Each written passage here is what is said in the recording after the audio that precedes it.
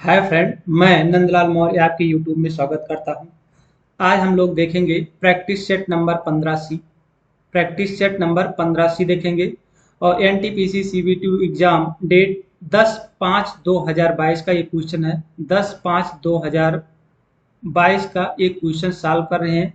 Level 4 का question है और प्रैक्टिस नंबर आपका 15C है, जिसमें से क्वेश्चन नंबर 50 से लेके 75 तक का क्वेश्चन सॉल्व किया गया है। प्रैक्टिस सेट नंबर 15A और 15B का क्वेश्चन प्लेलिस्ट में दिया गया है, उसमें जाके मेरा वीडियो देख सकते हैं, या लिंक दिया हुआ है प्रैक्टिस सेट नंबर C में, उसमें भी 15A 15B का क्वेश्चन देख सकते हैं। सभी क्वेश्चन उसी में दिए गए हैं, 1 से लेके 50 तक के। चलिए अब क्वेश्चन स्टार्ट करते हैं। क्वेश्चन नंबर 50 का पहला क्वेश्चन देखेंगे, क्या कहता है। Find the arithmetic means of 37, 85, 65 and 23। क्या होगा? तो पूछ रहा है समांतर माध्य क्या होगा। तो समांतर माध्य निकालने का मतलब है कि इन सभी को जोड़ दीजिए। तो ये समांतर माध्य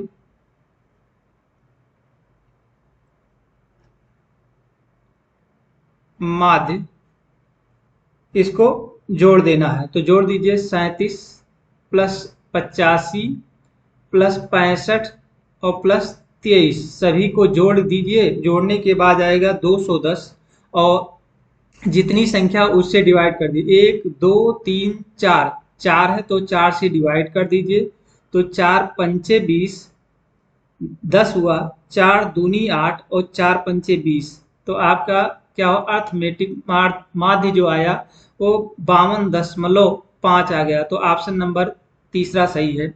नेक्स्ट क्वेश्चन है, अक्षरों के उस संयोजन का चयन कीजिए कि जिसे दिए गए श्रृंखला के रिक्त स्थानों में क्रमिक रूप से रखने पर श्रृंखला पूर्ण हो जाए। अब यहाँ हमको देखें, पहले ये देखेंगे कि ए के बाद क्या आ रहा है। ए के बाद आ रहा है बी। यहाँ देखें ए के बाद बी आ रहा है, तो यहाँ इसका मतलब ए यहाँ हो जाएगा। फिर उसके बाद में सी के बाद देखिए, सी के बाद क्या आ रहा है, डी आ रहा है। सी के बाद डी आ रहा है तो यहाँ हम डी लिख देंगे। फिर और देखेंगे, अब सी के बाद बी के बाद सी आ रहा है, बी के बाद सी हो रहा है, और डी के बाद ई आ रहा है। तो डी किधर है, डी के बाद ई। देखिए ई के पहले डी आ रहा है, ई के पहले, इसका मतलब ई के पहले यहाँ डी हो जाएगा। तो कंफर्म हो गया। तो यहाँ ए, अब देखिए ए बी सी डी, तो यहाँ देखिए डी डी ई, तो यहाँ डी हो जाएगा और यहाँ ई हो जाएगा, ये हो जाएगा। यहाँ भी ए यहाँ हो जाएगा, यहाँ बी सी डी डी और ई यहाँ हो जाएगा, ए बी सी डी यहाँ हो जाएगा। तो आपका भरा क्या गया, A D E D D A D D E और डी भरा गया। देख लीजिए इसमें कौन सा सही है। तो आपका ऑप्शन नंबर चौथा दिख रहा है। इस तरह से इसको सॉल्व कर लेंगे। नेक्स्ट क्वेश्चन है, यहाँ देखिए 10 व्यक्ति दो समांतर पंक्तियों में ए और 1 और 2 में बैठे हुए हैं। A B C D E पंक्ति ए में उत्तर की ओर मुख करके बैठा है। V W X Y Z पंक्ति 2 में दक्षिण की ओर मुख करके बैठा है। इस प्रकार पंक्ति 1 में बैठे प्रत्येक सदस्य का मुख पंक्ति 2 में बैठे सदस्य की ओर है। ठीक है, तो हम पहले 10 लोगों की संख्या बना लेंगे। ऊपर ये यह है 1 2 3 4 5, नीचे भी बना लेंगे 1 2 3 4 5। अब कह रहा है कि ए बी सी डी जो है उत्तर की ओर मुख करके बैठा हुआ है। ए बी सी डी उत्तर की ओर, मतलब ये इधर की तरफ, ये इधर की तरफ उत्तर की तरफ मुख करके। तो उत्तर की तरफ मुख करके कौन बैठा है, तो ए बी सी डी और ई बैठा है। और दक्षिण की तरफ मुख करके, नीचे की तरफ दक्षिण की तरफ मुख करके कौन बैठा है, V W X Y Z बैठा है। तो इस तरह से आपस में ये सभी एक दूसरे के सामने बैठे हुए हैं और इसको पंक्ति में बताना है कौन किस तरफ बैठा है। ये इस तरह से कर देता हूं। अब चलिए आगे क्वेश्चन में क्या रहता है, ए पंक्ति के दाएं सिरे से दूसरे स्थान पर है। तो ए को नीचे बैठाया है, उत्तर के नीचे वाला ए है, ऊपर वाला V W X Y Z है, नीचे ए बी सी डी है। अब कह रहा है ए पंक्ति के दाएं सिरे से, तो यहां दे लिए ये इधर की साइड दाया है ए बी, और ये इधर साइड बाया है, तो इस तरह से करेंगे। अब कह रहा है ए पंक्ति के दाएं सिरे से दूसरे स्थान पर है, तो दाया ये है, दाएं सिरे से दूसरे, इसका मतलब यहां पर है, यहां पर क्या है ए, यहां पर ए बैठा हुआ है। अब आगे बढ़ते हैं, दाएं सिरे से दूसरे स्थान पर बैठा है, डब्लू का मुख ए के ठीक बगल में बैठा है। तो डब्लू का जो मुख है या तो यहाँ बगल में यहाँ है, या तो यहाँ पर, या तो यहाँ है, या तो यहाँ है। डब्लू कहाँ हो सकता है, या तो यहाँ हो सकता है, या तो यहाँ हो सकता है। अब आगे देखते हैं क्या कह रहा है, यक्स जो है डब्लू के दाईं ओर तीसरे स्थान पर है। यक्स जो है डब्लू के दाएं तरफ, डब्लू के दाएं तरफ, तो दायां इधर से चलेंगे और बायां इधर से चलेगा, ठीक है। तो अब यहां से देखें डब्लू जो है, अगर हम डब्लू को यहां बैठाएंगे तो यक्स क्या है तीसरे स्थान पर नहीं आएगा, तो गिनिए एक दो, दो ही अंक आ रहा है, इसका मतलब कंफर्म हो गया कि डब्लू यहां पर बैठेगा। क्या हो जाएगा, डब्लू यहां पर बैठेगा और ये आपका डब्लू हट जाएगा, तो हटा दीजिए इसको, इस डब्लू को हटा देंगे। अब आगे देखेंगे, आराम से करिएगा। फिर उसके बाद में तो अब यहां पर क्या है, ये यक्स हो गया, यक्स हो गया। अब तीसरे स्थान पर बैठा है, यक्स की ओर मुख करके बैठा व्यक्ति बी के दाईं ओर ठीक बगल में बैठा है। तो यहां देखेंगे,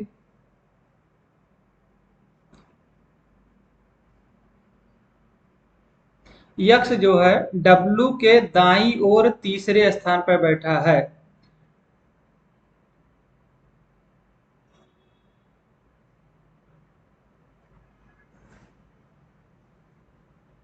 डब्लू का मुख ए के ठीक बगल में बैठा है।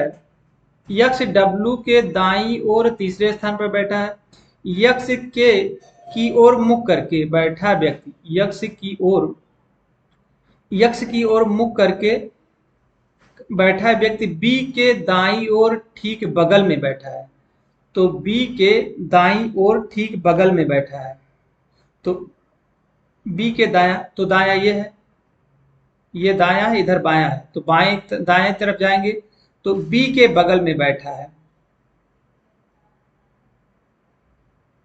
अरे यहाँ यहाँ गलती हो गई, ये मिसिंग हो गया, यहाँ यक्स नहीं, यहाँ पर यक्स होगा,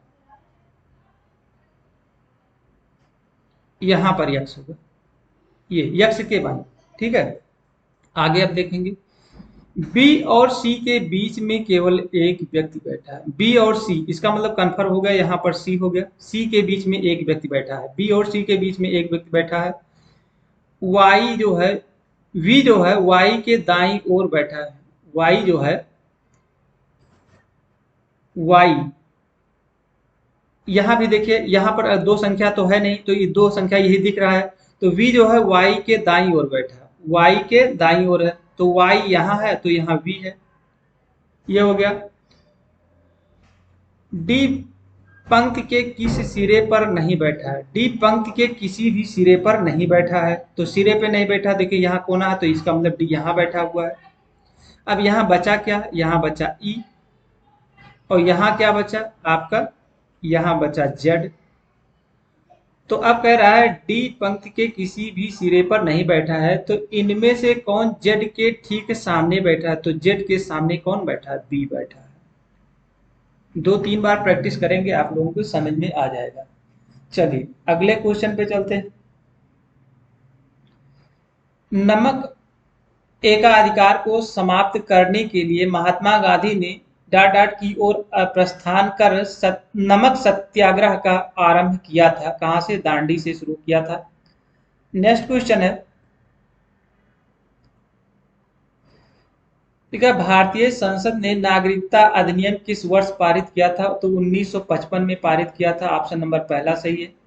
नेक्स्ट क्वेश्चन है, शुद्ध राष्ट्रीय उत्पाद की गणना डॉट डॉट से घटाकर मूल्यह्रास द्वारा की जा सकती है। तो सकल राष्ट्रीय उत्पाद द्वारा, सकल राष्ट्रीय उत्पाद द्वारा किया जाता है। शुद्ध राष्ट्रीय उत्पाद की गणना डॉट डॉट से घटाकर मूल्यह्रास द्वारा की जा सकती है। तो सकल राष्ट्रीय उत्पाद। नेक्स्ट क्वेश्चन है, मार्च 2021 में किस भारतीय मुक्केबाज को अंतरराष्ट्रीय मुक्केबाजी संघ चैंपियन और दिग्गज समिति के अध्यक्ष के रूप में चुना गया है? तो मैरी कॉम को चुना गया था। ऑप्शन नंबर आपका दूसरा सही है, मैरी कॉम। नेक्स्ट क्वेश्चन है, दो कथन फर्स्ट और सेकंड दिए गए हैं, इसमें बताना है कि कौन सा कथन सही है। तो ऊपर नहीं पढ़े, नीचे से ही डायरेक्ट चलते हैं। शिक्षकों और छात्रों वाली स्कूल बस समय पर स्कूल नहीं पहुंची। ठीक है, फिर कह रहा है सड़क पर हुए एक बड़े हादसे की वजह से यातायात बाधित हो गया था। इसका मतलब दोनों शामिल है। क्या है, स्कूल जो बस था, रास्ते में बाधित, कोई यातायात बाधित हो गया था, या सड़क हादसे में कुछ हो गया जिस कारण से नहीं पहुंच पाया। तो इसमें हम कह सकते हैं कथन फर्स्ट का कारण है, जो कथन ए इसका प्रभाव हो सकता है। तो ऑप्शन नंबर आपका पहला सही है। नेक्स्ट क्वेश्चन पढ़ने से क्लियर हो जाएगा कि आपका कौन सा सही है। नेक्स्ट क्वेश्चन चलते हैं।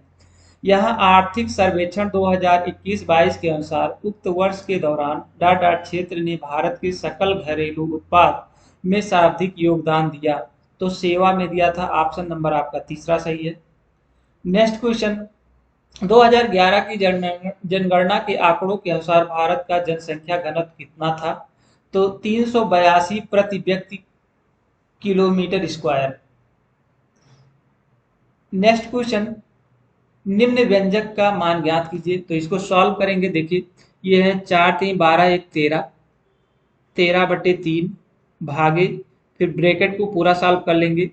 तो ये हो जाएगा 3 दूनी 6, 2 8, 8/3 माइनस 1/3 गुणे, ब्रैकेट वालों को सॉल्व करेंगे। 4 3 12, 4 दूनी 8 1 9, 9/2 माइनस 3 त्रिक का 9 1 10/3।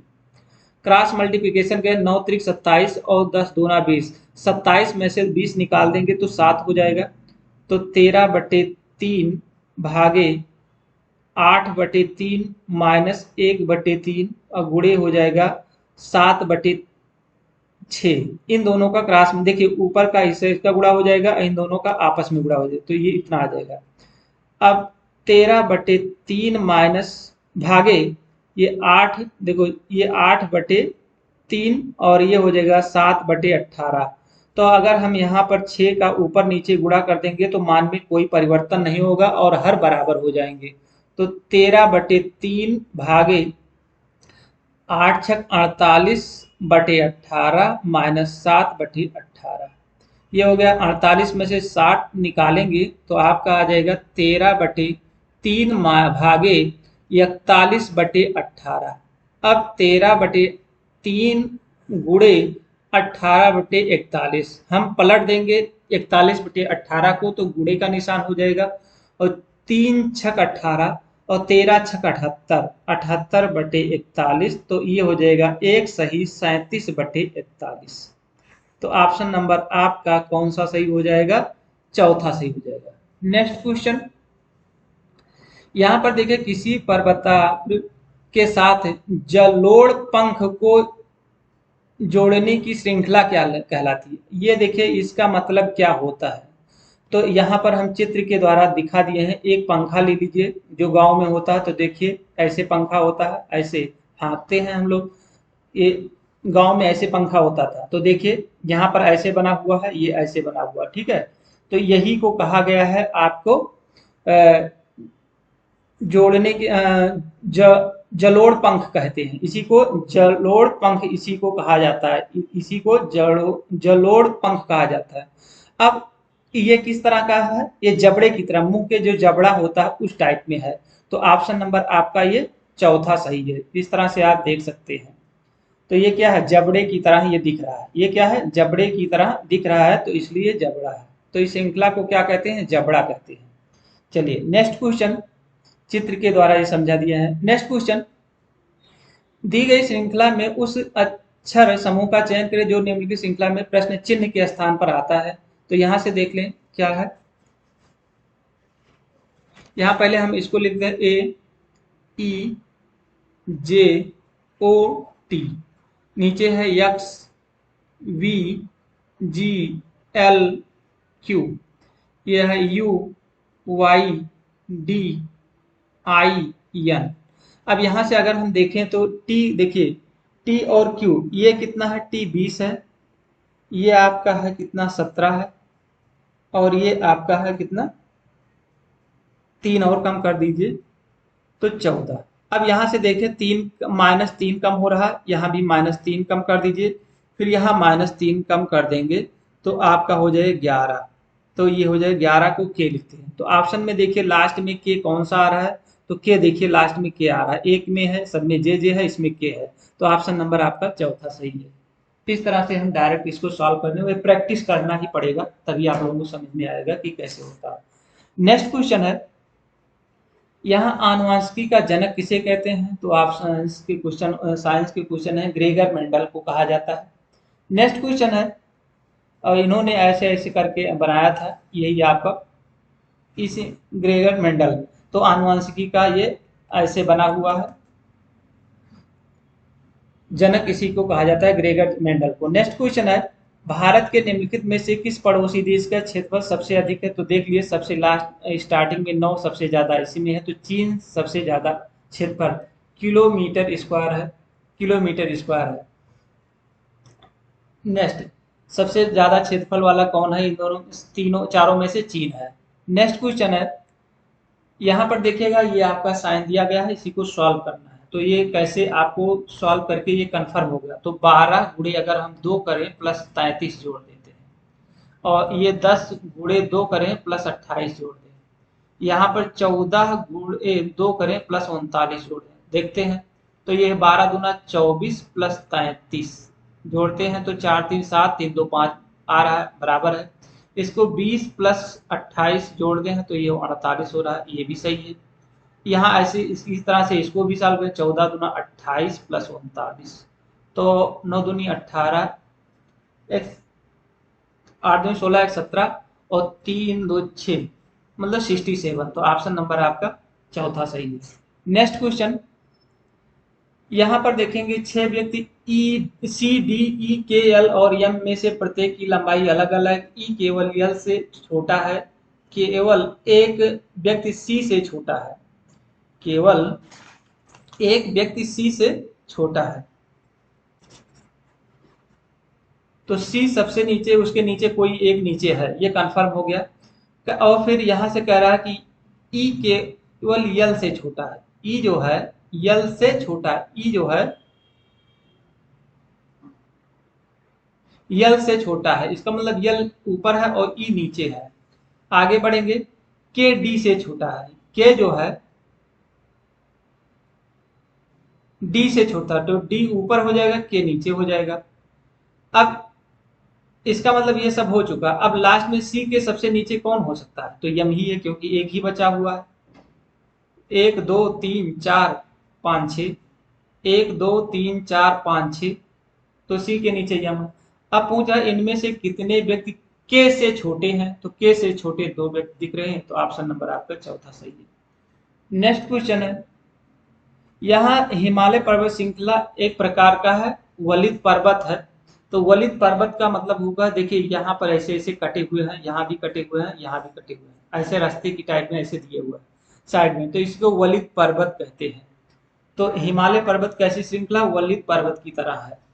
नेक्स्ट क्वेश्चन है, यहाँ साइन थीटा बराबर 4/5 दिया हुआ है, तो हमको निकालना है 3 tan theta minus 5 cos theta बटे 3 sec theta minus 4 cot theta.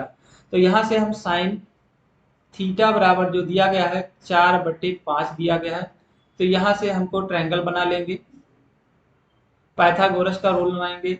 यहाँ हम जानते हैं लाल बटे का, इसका मतलब ये होता है, ये साइन का वैल्यू है, ये कास की वैल्यू है, ये टैन की वैल्यू है, ठीक है, ये कोशेक की वैल्यू है, कोशेक की वैल्यू है, ये सेक की वैल्यू है, और ये कॉट की वैल्यू है। नीचे कॉट की वैल्यू, ऊपर साइन कॉस टैन की वैल्यू। अब हमको देखना है साइन थीटा बराबर क्या होता है, लंब बटे कर्ण होता है। तो लंब आपका क्या है, ये लंब है और ये कर्ण है। तो लंब आपका 4 दिया है और कर्ण दिया है 5। तो पाइथागोरस प्रमेय से निकालेंगे तो 4 चौक 16 पचों 25, 25 में से 16 घटाएंगे तो हो जाएगा 9, 9 का वर्ग करेंगे 3 आ जाएगा। और थीटा हम यहाँ मान के करेंगे। अब यहाँ देखिए साइन, अब हम लिखे साइन थी, अब कॉस थीटा का निकालेंगे, क्योंकि जो जो हमको निकालना कॉस निकालना है। कॉस थीटा बराबर क्या होता है, कॉस थीटा बराबर आधार बटे कर्ण। तो आधार आपका 3 है और कर्ण है आपका 5। फिर यहाँ सेक थीटा ले लेंगे। सेक थीटा होता है कर्ण बटे आधार, तो कर्ण आपका 5 है, कर्ण बटे आधार 3 है। फिर उसके बाद में हम कॉट थीटा ले लेंगे।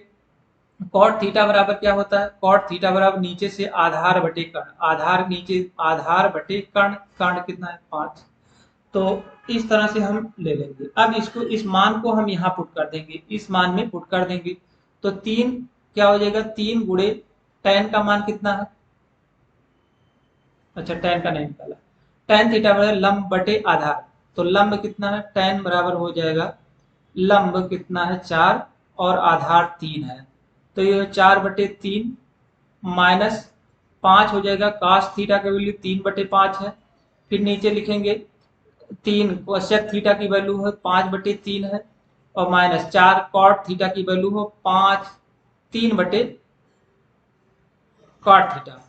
कॉट थीटा बराबर हो जाएगा आधार बटे लंब, तो आधार बटे लंब, लंब नीचे 4 हो जाएगा, तो 4 हो गया। यहाँ से 4 से 4 काट दें, 3 से 3 कट जाएगा, यहाँ से 3 से 3 कट गया, 5 से 5 कट गया।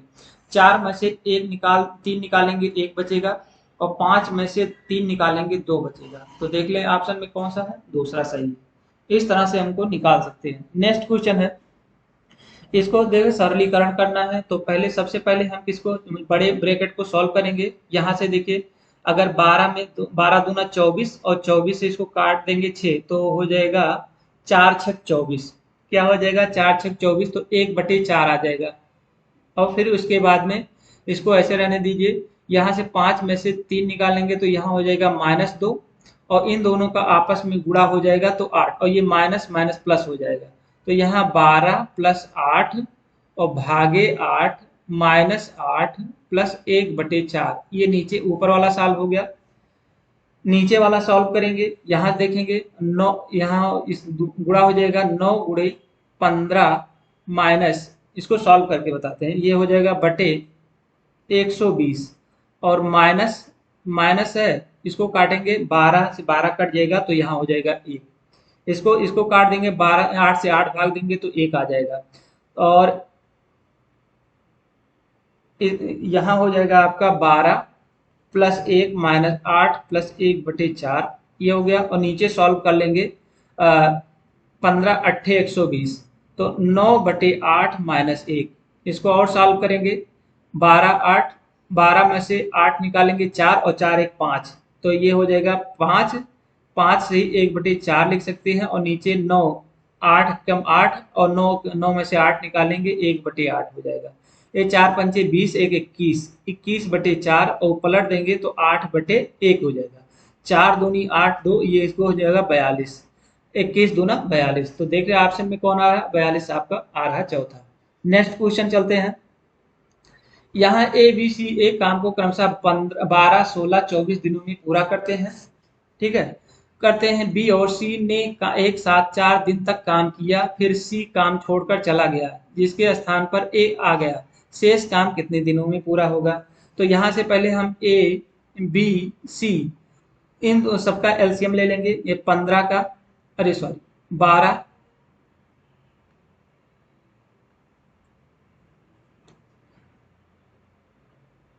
यहाँ पर क्या करेंगे, यहाँ देखिए 12, बी है 16, और ये है 24। अब इन सबका एलसीएम ले लेंगे तो कार्य कितना हो गया, 48। एलसीएम लेंगे तो 48 आएगा कुल कार्य। ये क्या है, कुल काम है, सॉरी, ये कुल काम कितना है, 48 काम है। और बी और सी मिलकर ये कितने, अब यूनिट कितने यूनिट काम करेगा, ये 4 यूनिट काम करता है। और ये करता है कितना, 3 यूनिट काम करता है, ये 2 यूनिट काम करता है एक दिन में। एक दिन में 4 यूनिट काम करता है, ये 3 यूनिट काम करता है, ये 2 यूनिट काम करता है। अब कह रहा है सी काम छोड़कर चला जाता है, सी काम छोड़कर चला जाता है, तो सी काम छोड़कर चला जाता है, सी सी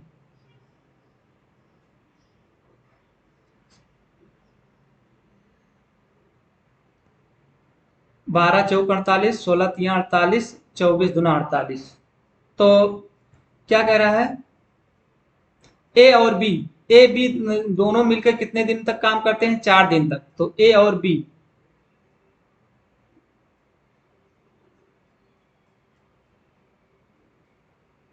ए और बी कितने दिन तक, इन दोनों को जोड़ दीजिए, टोटल 7 7 यूनिट काम करते हैं। तो 7 यूनिट कितने दिन तक करते हैं,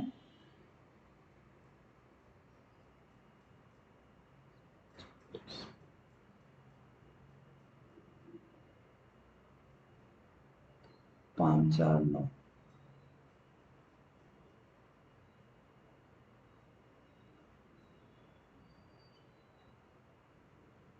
4 5 20,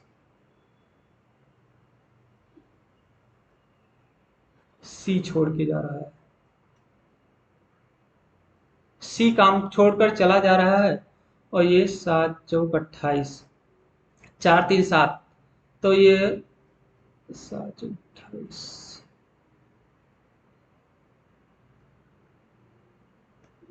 कितना काम खत्म हो चुका है,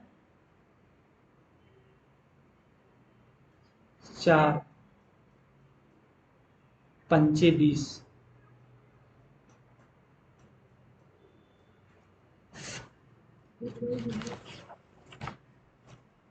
हाँ, यहाँ से देखेंगे, यहाँ सॉरी, यहाँ बी और सी मिल के कितना, यहाँ देखिए इन दोनों को जोड़ दीजिए, ये 5 काम, मतलब ए बी और सी एक साथ 4 दिन तक काम करते हैं, तो इसका मतलब 5 यूनिट काम करता है, दोनों मिलके 5 यूनिट काम करता है, तो 4 दिन तक काम करता है।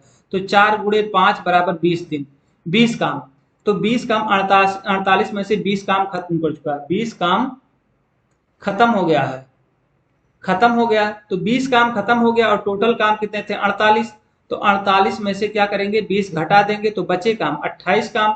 और 28 काम अब कौन करेगा, 28 काम, और बी और सी, क्योंकि सी छोड़ दिया है। अब यही ए और बी दोनों बचे हुए हैं, कौन है, ए और बी। ए और दोनों भी कितना यूनिट काम करता है, एक दिन में 7 यूनिट काम करता है, एक दिन में 7 यूनिट काम करता है। तो कितने दिन में ये दोनों अगर मिल के काम करेंगे, तो कितने दिन में करेंगे, 7 से भाग दीजिए, 7 चौक 28। तो वो ए और बी मिलकर 4 दिन में समाप्त कर देंगे, 4 दिन में समाप्त कर देंगे। ऑप्शन नंबर आपका चौथा सही है। नेक्स्ट क्वेश्चन, यहाँ किसी सामूहिकृत आंकड़ों के बहुलक और माध्य इतना दिए हैं, अनुभवज संबंध का उपयोग करते हुए माध्यिका का 2 दशमलव स्थान तक पूर्णांकित मान ज्ञात कीजिए। तो इसका फार्मूला क्या होता है, बहुलक बराबर होता है, बहुलक बराबर होता है 3 × माध्य माइनस 2 × माध्यिका।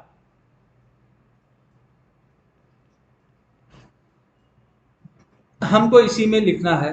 तो बहुलक कितना दिया है, 27.5, माध्य कितना दिया है, 28, 3 × 28.5 माइनस 2 × माध्यिका।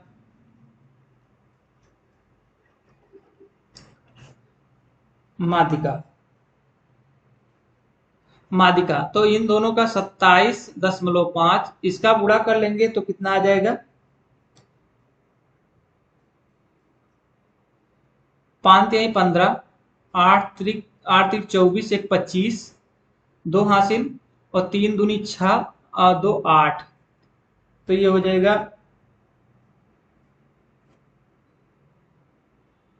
28, कितना हो गया, -2 × माध्यिका। माध्यिका, अब इन दोनों में से घटा लेंगे,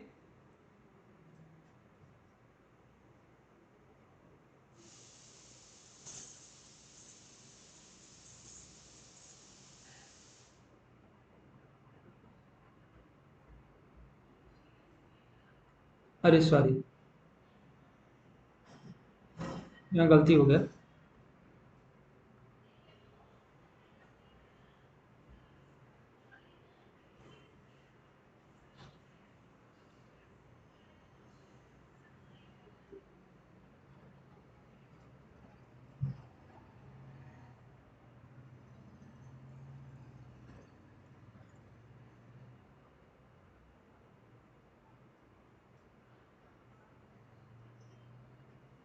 रखिए अब इसमें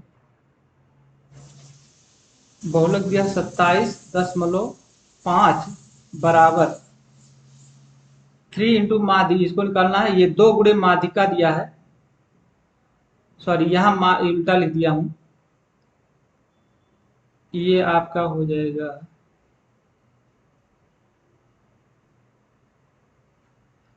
ये आपका होगा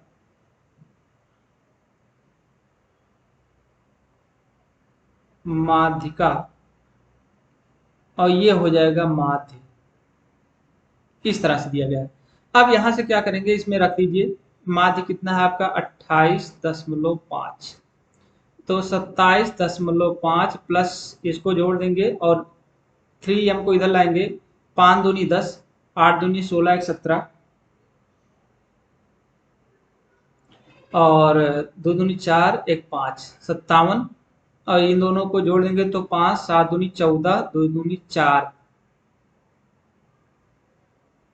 7 1 8, ये हो जाएगा 3m।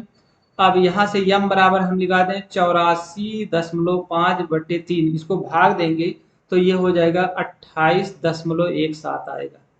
तो समथिंग में इतना आ जाएगा, तो ऑप्शन नंबर आपका पहला सही है। चलिए नेक्स्ट क्वेश्चन है, टाइम ज़्यादा लग रहा है। नेक्स्ट क्वेश्चन, अगला क्वेश्चन है, यहाँ देखिए हैं सभी, इसको हम पढ़ेंगे नहीं, आगे यहाँ कथन देखते हैं। सभी फार्मासिस्ट सांख्यिविद हैं और कुछ सांख्यिविद गणितज्ञ हैं। तो सभी फार्मासिस्ट एफ से डिनोट कर लेते हैं, पी से पहले डिनोट करते हैं, ठीक है। और ये आपका सभी क्या है, सांख्यिकी है, तो इसको यस से डिनोट कर लेते हैं। और कुछ सांख्यिकी गणितज्ञ हैं, कुछ सांख्यिकी क्या है, ये क्या है, गणितज्ञ है, मैथ है, ठीक है। अब इसमें के सभी फार्मासिस्ट गणितज्ञ हैं, पहला देंगे सभी फार्मासिस्ट गणितज्ञ हैं। सभी फार्मासिस्ट गणितज्ञ नहीं। अगला कुछ फार्मासिस्ट गणितज्ञ हैं, कुछ फार्मासिस्ट गणितज्ञ नहीं, क्योंकि ये सांख्यिविद है, तो ये भी नहीं हो सकता। कुछ गणितज्ञ कुछ गणितज्ञ सांख्यिकी, कुछ गणितज्ञ सांख्यिकी हैं, बिल्कुल ये सही है, ये दूसरा सही है। कुछ सांख्यिकी फार्मासिस्ट, कुछ सांख्यिकी फार्मासिस्ट है, कुछ सांख्यिकी फार्मासिस्ट है, ये भी सही है। तो आपका ऑप्शन नंबर पहला सही है। निष्कर्ष सेकंड और निष्कर्ष 3 और 4 दोनों पालन कर रहे हैं, तो ये पहला ऑप्शन सही है। नेक्स्ट क्वेश्चन है, नई दिल्ली में स्थित लाल किला परिसर को वर्ष डाटा यूनेस्को की विश्व विरासत में सूची में शामिल किया गया था, तो ये 2007 में शामिल किया गया था। नेक्स्ट क्वेश्चन है, यहाँ निम्न कूट भाषा दिया गया है, तो हमको कह रहा है हार्ड और कार का वैल्यू निकालना है, हमको निकालना है, इसका निकालना है और कार का निकालना है, दो चीज का निकालना है। तो हम चलते हैं, इसको सॉल्व कैसे करते हैं। यहाँ पर दिखा हार्ड और हार्ड, यहाँ से देखिए हार्ड यहाँ है, दो जगह हार्ड है, तो हार्ड को चेक करेंगे पहले क्या, और पहले छोटे वॉइस को देखेंगे। वॉइस देखिए, वॉइस यहाँ पर दिया गया है, वॉइस यहाँ पर दिया है, तो नीचे देखिए ये कट जाएगा, ये कट जाएगा, इसको काटिए, इसको काटिए, हार्ड और हार्ड, यहाँ देखिए किसमें हार्ड कॉमन हो रहा है कि नहीं,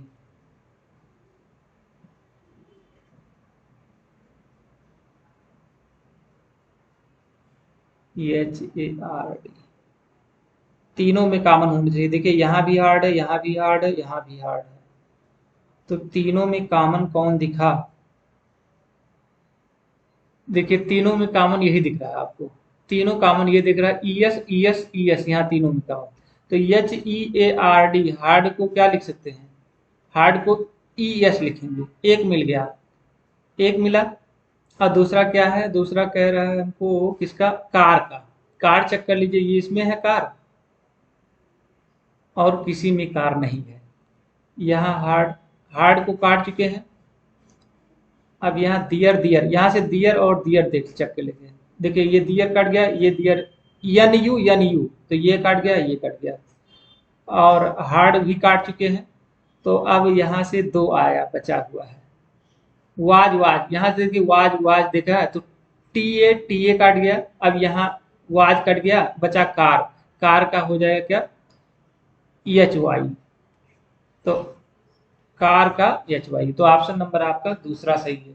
नेक्स्ट क्वेश्चन है, यहाँ सुनील बिंदु आर से चलना शुरू करता है, वह पश्चिम की ओर 48 किलोमीटर, अरे 28 किलोमीटर चलता है, फिर वह दाएं मुड़ जाता है, 20 मीटर चलकर बिंदु यम पर पहुंचता है, फिर वह बाएं मुड़कर 30 मीटर चलता है, फिर वह बाएं मुड़ता है और 28 मीटर चलकर बिंदु एस पर पहुंच जाता है। अंत में वह बाएं मुड़ता है और 48 मीटर चलकर बिंदु जेड पर पहुंच जाता है। बिंदु आर के सापेक्ष बिंदु जेड किस दिशा में है। देखें इसको सॉल्व कैसे करेंगे देखते हैं। पहले हम आर, यहां आर लिखेंगे, आर से शुरू करता है, आर से चलना शुरू करता है, वह पश्चिम की ओर चलता है, तो पश्चिम चलता है, 28 मीटर जाता है, फिर वह दाएं मुड़ जाता है, दाएं मतलब ऊपर की ओर मुड़ जाता है, मुड़कर 20 मीटर जाता है, तो ऊपर जाता है 20 मीटर जाता है, चलकर बिंदु यम पर पहुंच जाता है, तो ये यम है। फिर वह बाएं बाएं मुड़कर 30 मीटर जाता है, तो बाएं फिर मुड़ जाता है, वो कितना 30 मीटर जाता है। फिर बाएं मुड़कर वो 28 मीटर जाता है, फिर नीचे की तरफ जाता है 28, नीचे मुड़कर कितना 28 मीटर जाता है, मतलब आपका 20 यहां तक हो जाएगा, 8 और हो जाएगा, तो मतलब लगभग यहां आ जाता है और यस पे पहुंच जाता है, यस पे पहुंच जाता है। फिर अंत में वह बाएं ओर मुड़कर 48 मीटर जाता है, तो बाएं मुड़कर 30 तो ये गया ही, ये 30 तो यहां गया, और 30 10 40 और 18 यहां तक आया, मतलब 18 यहां तक आ गया। अब इन दोनों को आपस में मिला दीजिए, देखिए यहां से मिलाइए,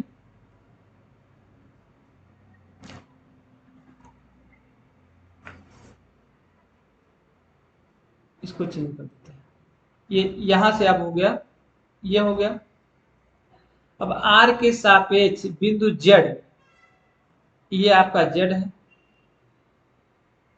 और आर के सापेक्ष ये है, आर के सापेक्ष बिंदु जेड किस दिशा में है। तो यहां से अगर हम देखे जाए, नीचे आपका कितना हो जाएगा, साउथ हो जाता है, और ये आपका किधर हो जाता है,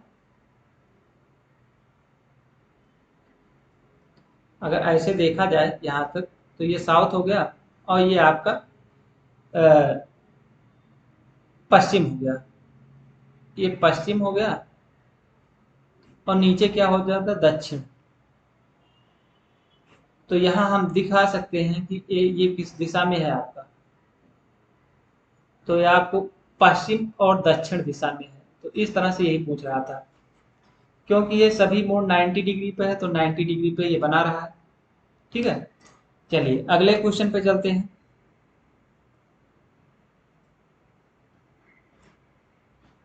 इस तरह से 75 क्वेश्चन समाप्त हुए। अगला वीडियो लाएंगे 76 से 100 तक का क्वेश्चन है, जो प्रैक्टिस सेट नंबर